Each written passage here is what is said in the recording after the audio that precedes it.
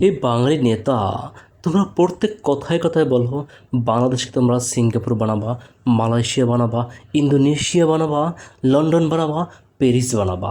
কোনো কিছুই বানানোর দরকার নাই।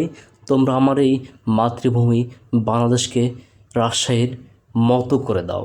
এতেই আমরা সন্তুষ্ট, এতেই আমরা গর্ববোধ করব। না, আমার বাংলাদেশের সমস্ত জায়গা রাজশাহীর মতো। আপনারা দেখেন রাজশাহীর প্রত্যেকটা রাস্তা এবং এই পদ্মার পাড় কতটা সুন্দর করে সাজিয়েছে। এখানকার যে রোড লাইট, তারপর যে মাঝখানের যে বাঁধটা দেখেন কত কারুকার্য করে এখানে সাজিয়েছে। প্রত্যেকটা রোড লাইট আপনারা দেখলে অবাক হয়ে যাবেন কতটা কারুকার্য করে এই রোড লাইটগুলো তৈরি করছে, এবং মাঝখানে যে পার্টিশন দেওয়া আছে এটা কত কারুকার্য করে এটা করেছে।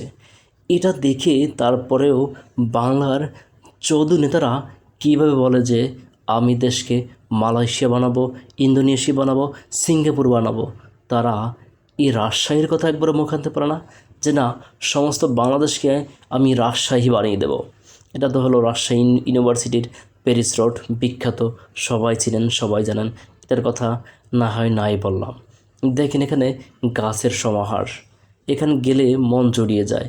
আর রাতের ভিউটা দেখেন ভাই, এই যে রোড লাইট কতটা সুন্দর, যেখানে একটা লাইট দিলে যথেষ্ট ভাই, সেখানে 10-12টা একদম ঝাড়বাতির মতো দিয়ে রেখেছে। রাজকীয় ভাবসাব। রাজশাহী নাম কি শুধু শুধু হয়েছে? তোমরা আমার দেশকে রাজশাহী বানিয়ে দাও। সিঙ্গাপুর প্রয়োজন নাই, মালয়েশিয়া প্রয়োজন নাই, ইন্দোনেশিয়া প্রয়োজন নাই, আমাকে রাজশাহী বানিয়ে দাও। এতেই আমরা সন্তুষ্ট।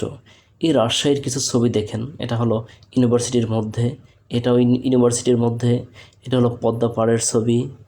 তারপরে এখন যে ছবিটা এটাও কিন্তু রাজশাহী ইউনিভার্সিটির মধ্যে ছবি, এটাও রাজশাহী ইউনিভার্সিটির মধ্যে ছবি। এতটা সুন্দর রাজশাহী ইউনিভার্সিটি সত্যি কল্পনাতীত। এটা তো পদ্মা পাড়ের ছবি, বুঝতে পেরেছেন।